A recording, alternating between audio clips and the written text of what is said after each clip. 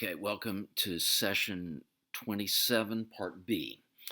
I think this is going to be pretty quick. I'm going to do 4 quick topics. Okay, first one is I want you to note table 16.3 in your textbook. Okay, so look at the first column, or the GDP per capita, not the last column. GDP per capita for various countries, and let's take as an example Ethiopia. Okay, notice it's $374 is its GDP per capita. Okay, when you look at these things, especially for poor countries, I always like to divide by 364 because that's the number of days in a year. 375 divided by 364, it's about a dollar. So the Ethiopian GDP per person is about $1 a day. The average person in Ethiopia is making about $1 a day. And meanwhile, the U.S. GDP is about 50,000. Divide that by 364, you get about 136. So the GDP per person in the U.S. is about $136 per day. So in the U.S., our GDP per person is about 136 times that of Ethiopia. Okay, so when you talk about we in the U.S., often we don't realize how rich we are compared to the rest of the world. Here's another way of giving some perspective on that statistics. You may say, like, which would you rather be? Middle class in Ethiopia, the average income in Ethiopia, or really poor in the U.S.? Well, it turns out I've seen studies on this that if you're homeless and go out and beg, put up a cardboard sign, you can make about $50 a day. Some people say even more. Okay, $50 a day compared to Ethiopia. This is the average person, not the poorest person in Ethiopia. The average person is making $1 a day. Some of the poorest people in the U.S. are 50 times richer than the average person in Ethiopia. Okay, so it's not even close, that question. Would you rather be average in Ethiopia or very poor in the U.S.? Okay, so so I want you to have some perspective just how rich we are in the U.S. and in various Western European countries. Okay, that said, I want to give some caveats to that number. And as the book says, sometimes we might want to adjust for purchasing power parity. Okay, let me explain what that means. Okay, here's the idea. So I just told you the per capita GDP in Ethiopia was 374. Keep things simple, make the math simple. Let's say it's 300. Okay, so $300 per year. By the way, and so here's the idea: is that how do you come up with that number? Well, it turns out that there's the equivalent of our Commerce Department in Ethiopia. They've got clerks and economists there who are calculating GDP in Ethiopia, and they come up with a number. Now, it turns out that number is not in dollars because they don't use dollars in GDP. They use their own currency. I don't know what it is, but whatever it is, they record it in their own currency. And then we economists in the rest of the world might want to convert it to another currency. How do we do that? Well, we just look at the foreign exchange markets, and so there are traders who will let you buy the Ethiopian currency for so many dollars, or vice versa, and there's a going rate. So whatever it is, so what economists in the rest of the world will do, well, they'll take those rates, that going rate, Ethiopian currency for dollars, use that number to convert the Ethiopian GDP and Ethiopian currency, convert it to dollars, and you get $300. Now, some people will say that maybe that calculation may be exaggerating things, maybe exaggerate how poor Ethiopia is. Maybe they're not quite as poor as that number would suggest, and here's why. So it turns out, if you do something like the following, here's the thought experiment. So first, I think I'm about right, but suppose that for the moment, to make things simpler, that I'm exactly right, that a Big Mac in the U.S. costs about $6. Meanwhile, a Big Mac, and I'm pretty sure there's McDonald's in Ethiopia, a Big Mac in Ethiopia would cost $2. So let's assume same quality, same, and I think McDonald's does this. They try to make sure a Big Mac in the U.S. tastes the same quality as a Big Mac anywhere else in the world. But meanwhile, that when I say $2, what I mean by that is to buy a Big Mac in Ethiopia, you would not need to bring $6.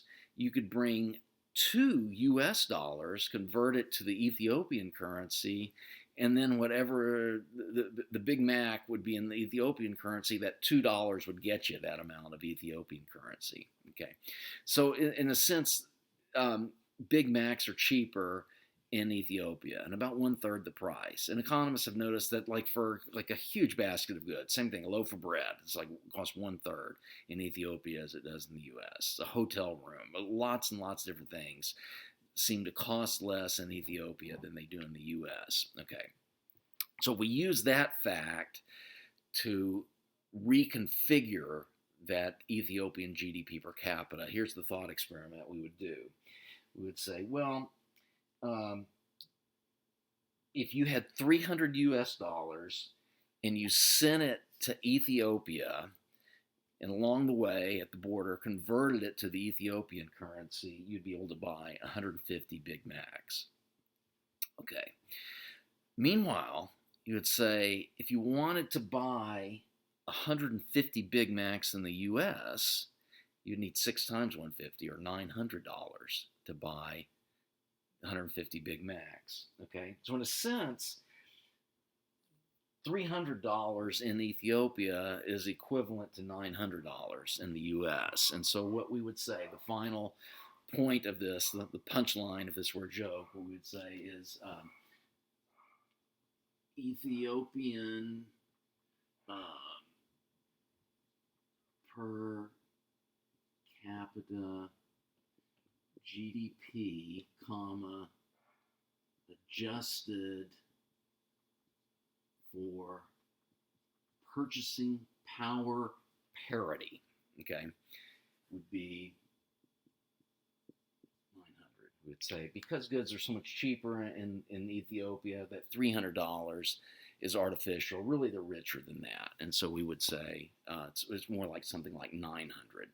And so in the final column of that, so some economists have done this. So I used a Big Mac, but what an economist would actually use is a basket of goods. But it turns out the Economist magazine, actually, kept track of how prices in countries varied, and they called it the Big Mac Index. And they said, well, the good thing about a Big Mac is that it has lots of, it's made up of lots of ingredients. So it reflects the labor that it takes to make it, the bread, the lettuce, the beef, a whole bunch of things. So they said, it's kind of a basket of goods in itself, a Big Mac. So once they do that, they get actually the Ethiopian GDP adjusted for purchasing power parity is 979. So not quite as poor as I said earlier, but still that's pretty poor. That's something like $3. That's like $3 a day.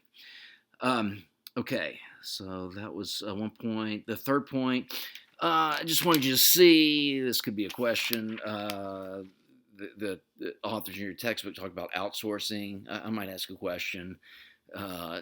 The authors of your textbook think outsourcing. So in other words, so if we're going to manufacture something in the U.S., sometimes they may send it out to another country, send it to a factory in some other country to make that small product, send it back to the U.S. The reason you do that is because labor is cheaper in some other country. When we do that, we call that outsourcing. Instead of making it in the U.S., we make it in another country. The authors say, is that good? They would say yes. Okay, this is trade. In general, economists say if you can do something via trade, any kind of exchange, they always make both parties better off. And so usually economists say that's always good. So the authors of your textbook say outsourcing is good. Okay, and then the final point, this is, I'm going to end on this for explaining the chapter. I'll have one, part C, where I'll go over a couple questions in the back of the chapter. The final point I want to say is I want you to watch those videos by Dierdre McCloskey, and a key thing I want you to see first. I have you watch the interview with Dave Rubin. I love how he introduces her and kind of gets her background. Also to see her sense of humor. I think she's a very charming person, and I wanted you to see this. Uh, Second, there's another video where she explains her theory. She wrote a 3-volume book or series of books um, explaining how the world has become richer. It's called the Great Expansion. And the way she says it is that, look, humans have been around, Homo sapiens have been around about 200,000 years. And during those entire 200,000 years, almost the entire 200,000 years, GDP per person has been flat. And she's an economic historian. They have various ways of measuring income per person. Maybe they're not perfect, but I think they're approximately the case. And she said it has been constant. It's been about $3 per day.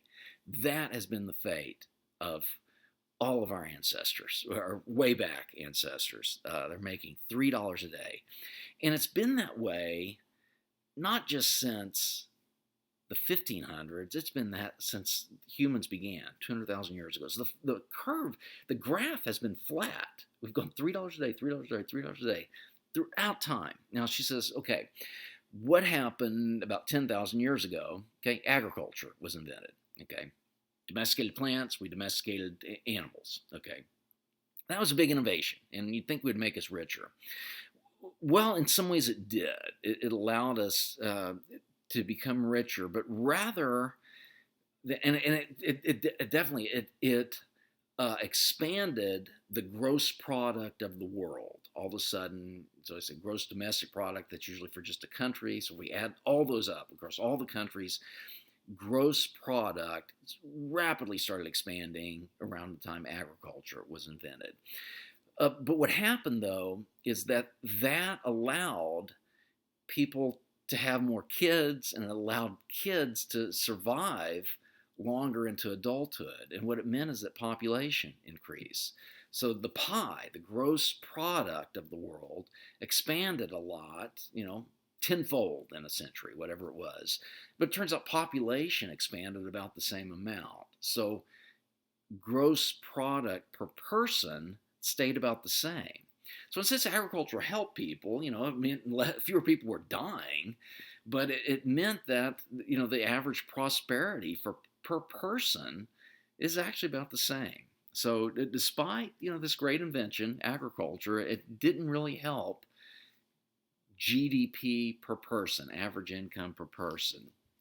And so we went along another 10,000 years. And then it wasn't until something like late 1600s, mid 1700s, that's where the Great Expansion happened. And all of a sudden, she said, the graph looks like a hockey stick. It is flat, and then all of a sudden, it has a very steep rise.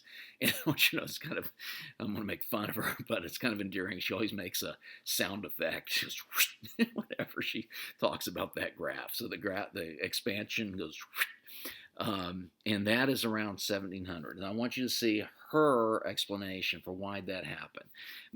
Maybe she doesn't have it exactly right. She's convinced me that she is right. And what she says, it's ideas that all of a sudden ideas expanded.